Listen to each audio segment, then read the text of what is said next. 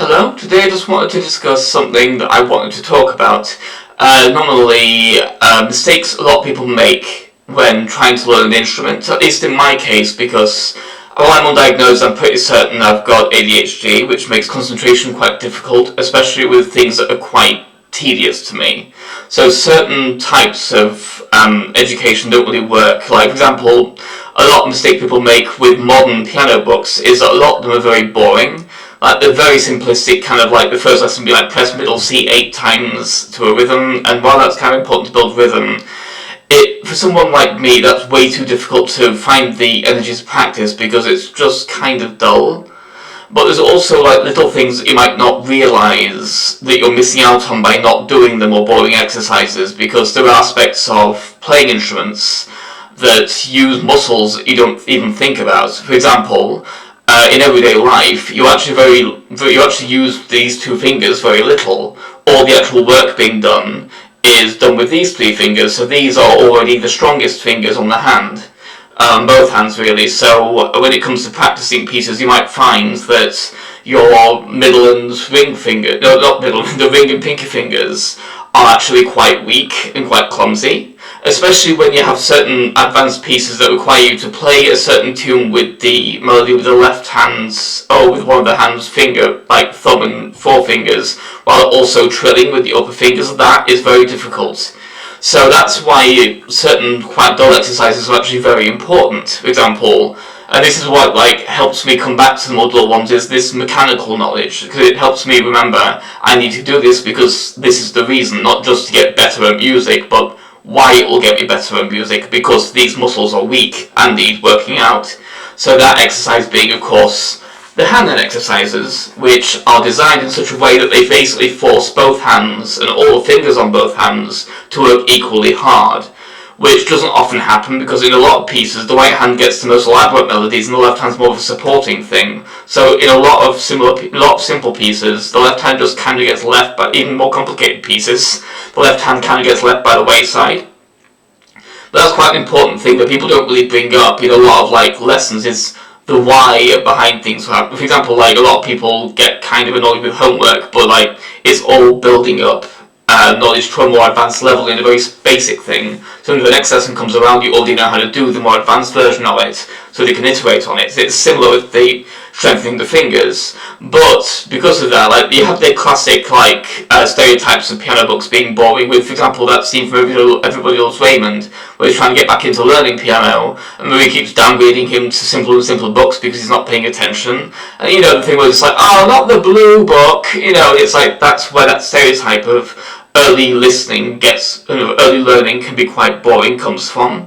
But it doesn't have to be that way, because there are certain things to bear in mind. For example, in the 1700s, all they had was Bach. They had to learn from Bach, they had to learn from him, and so he wrote a particular selection of pieces designed as a really good learning aid, that being the well-tempered clavier, which essentially means the well-honed pianist, tempered as in tempering steel, and clavier being a form of piano. The most famous thing that comes from it is the first prelude in C major, which you may recognise. It's this one. But there are also a ton of other preludes and fugues in this book, and the whole point of the book is it takes you through every single key signature. So there's one in C major, there's one in C minor, there's one in D major and D minor, E flat major, E flat minor. They have every single possible thing, even the ones no one ever likes playing because they have terrible key signatures that no one likes working with because they're too complicated. But the whole point of it is that it gives you an idea of how each key signature is to play, which is quite useful for foundation stuff as well, so you can kind of learn which ones are cumbersome to use. And even then, some of the late ones have some really interesting melodies, even though they're way beyond my skill level. But that's kind of the point as well for me, is it's important for me to have pieces beyond my skill level, because even if I'm just clumsily fumbling through them, if I get bored of the stuff I'm actively practicing, then it kind of helps me refocus, because when I get bored of stuff I'm actively practicing, the simpler things that are helping build my strength and general rhythm, and helping me learn with metronomes and stuff, which is something I've only just started doing with a phone app, it kind of helps refocus and get the energy back to do the more boring stuff, because you can kind of like, okay, it gives you something to build towards as well. For example, I have a couple of books that are incredibly difficult, but interesting that I have them because I like the pieces in general, even if some of them are too difficult for me to play competently. Like, for example, I have Mozart's Requiem, which is pretty cool, and it has some passages I'm pretty okay at. That's pretty fun as well, because that's also an important thing with going beyond your comfort zone, is even in really difficult difficult pieces, you'll often have at least a passage that's not too bad. For example, if you look at the Dies Irae at the beginning of the sequences, it's very fast. It doesn't look it, but it's actually a very fast section, because it's meant to be played allegro, so it's like, it's really hard to play that section of it, but there are areas in other parts of the book, like the Tuba Mirum, which are a lot slower, and therefore are within my skill level just about at the start at least, and that's kind of like, that helps you keep the confidence as well. Oh, I can at least play the Tuba Mirum, so that helps build confidence while also refocusing you. And I also have Mussorgsky, who is very weird but very fun, although like, well, I don't know enough music theory to understand this. Apparently he does have some problematic aspects within his music, like some like ethnic stereotypes being used in the way the music's written or something like that. That's what I've heard about him anyway. But again, I don't know enough about music theory or the history of music to understand those complaints. But it's interesting to have those kind of like aspects as well. Like when learning theory, for example, I have a lot of trouble with that too, because I just find theory really dull to try and learn, even though it's important for composition. Like, I have no idea how to end a piece, because I'm just like, I can't work out how to correctly like resolve a tune. I'm trying to figure that out, it's just really difficult for me. But like, there are certain aspects of theory that are kind of fun to know. For example, there's a lot of interesting drama in historical music stuff. For example, like one thing that people kind of get wrong about Beethoven and Mozart is you often imagine Beethoven as always being the old curmudgeon and Mozart as being the young cherub. But when they were both alive, it was actually quite the opposite way around, because by the time Mozart was in his 60s, Beethoven was only 18, because it was when they were born. I always find that quite an amusing little thing to pull out, that at the time they were both alive, Beethoven was actually the kid and Mozart was the old man, even though in public consciousness we often think of it the other way around. In quite a fun way as well, Beethoven like almost had his life ruined by Mozart. I'm not saying that like in a judgmental way, because Mozart was in no way responsible for it. It just so happens that Mozart's existence made Beethoven's life worse, even if unintentionally, because what happened was Leopold Mozart was making a lot of money off his son, and then Beethoven's father noticed that and was like, oh, I want in on that, and so he kind of forced his son into the whole child prodigy mold, even like lying about his age to make him seem more impressive than he was, which is less like, and that was purely because of Mozart's success, and it didn't help as well that Beethoven's father was already a terrible person to begin with, and a really abusive father, so it just kind of compounded the issue. It's just kind of an interesting tidbit, where it's like, it's not something I'm blaming Mozart for, because again, he didn't even know Beethoven existed at the time. They were in different cities at the time. Beethoven was barely getting started when Mozart was on his deathbed, but it's just kind of a tragic coincidence that I find kind of interesting. You also get like other little things as well, like how Tchaikovsky supposedly deliberately switched two of the movements in one of his symphonies so that it wouldn't resolve in a triumphant way as a kind of a screw to the government, and also stuff like the story of when Paganini was doing his one of his caprices on stage. There was apparently a story that one of the famous pianists was in the audience actively transliterating it to the piano so he could play it himself, just kind of show off, which is always fun.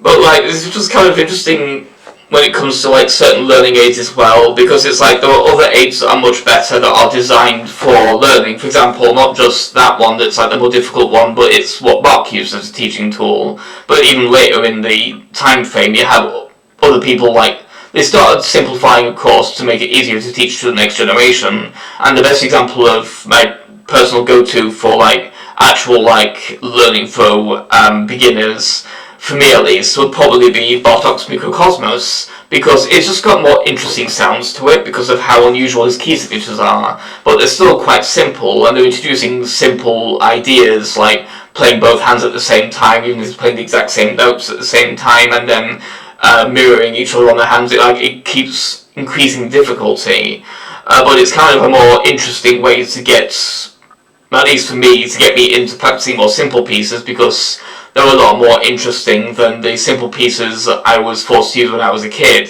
which kind of made me hate practicing quite a lot.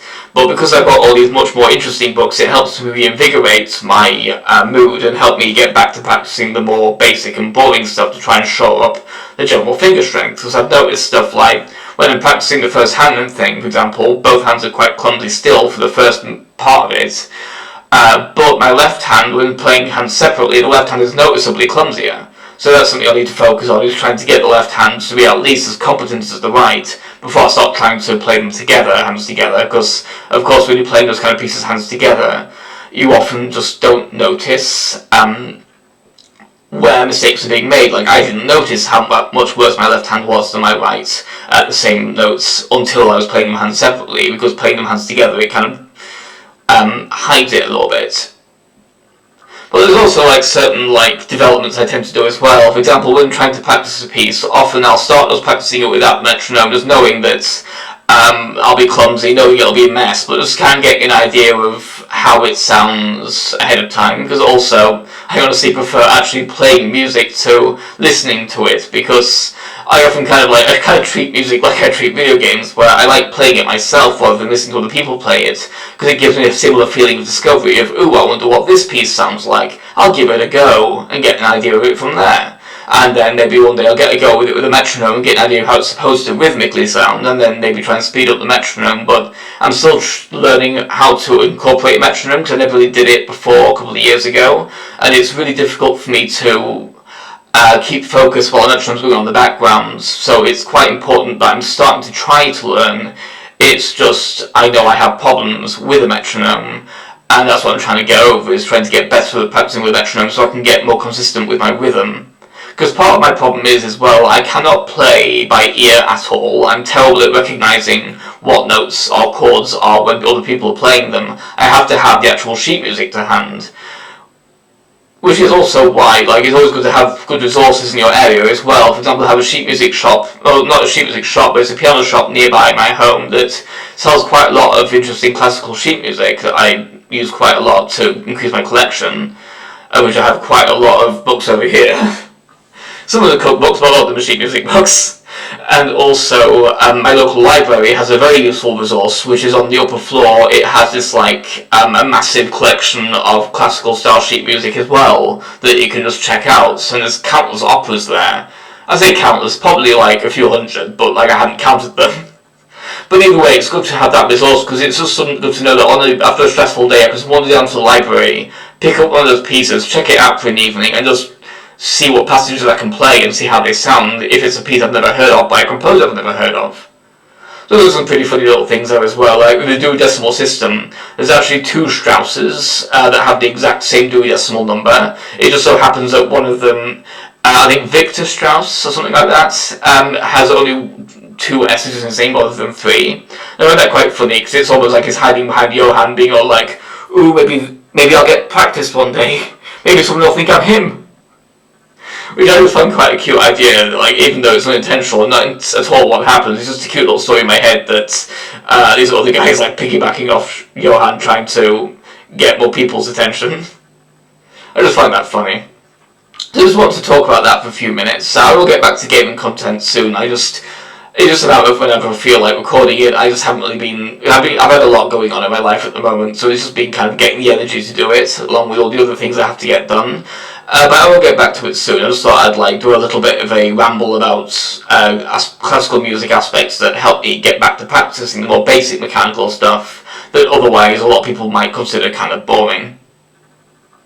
Because there's a lot of things that you just don't think about, and when you actively know it, it kind of helps to get over certain mental blocks, because when you have a physiological reason to do something, like recognizing which muscles are weak and that you need to strengthen them, that really helps get you back in the right mindset, because you know what you have to do, and you know why you have to do it. It's not just, oh, I have to practice the basic stuff to get better in a sort of vague way of getting better at the instrument. It's more like it gives you a good reason why you need to get better at it. It's similar to when you're trying to learn a wind instrument, and you have to relearn techniques that you had as a baby, but then forgot how to do as you grew up because you don't need to do it anymore, like circular breathing, which is something I've never been able to get the hang of, hence the fact that I'm still breathing quite heavily during this ramble. Otherwise I'd probably be doing circular breathing during this, if that was even possible. But because of that, I'm terrible at the ocarina, because I haven't learned how to do that kind of movement, because I'm just not used to wind instruments. So I just thought I'd get that ramble out there so I could just say hi and discuss something personally that I find quite interesting. So I'll see you next time, when I probably get back around to Wario Land 3, or Jimmy Updating Mass, so I'll see you then. Goodbye.